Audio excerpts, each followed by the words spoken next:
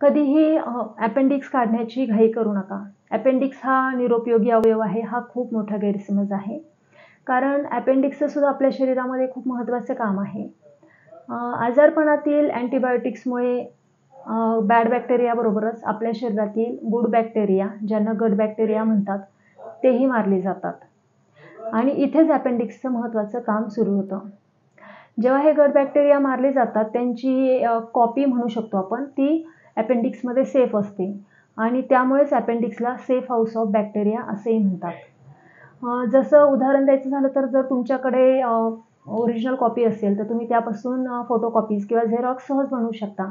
अगदी तसंच अपेंडिक्समध्ये जे सेफ कॉपीज आहेत बॅक्टेरियाचे, त्यापासून जे बॅक्टेरिया, गुड बॅक्टेरिया मारले गेलेले आहेत, ते पुन्हा तयार करण्याचं काम अपेंडिक्समुळे केलं जातं.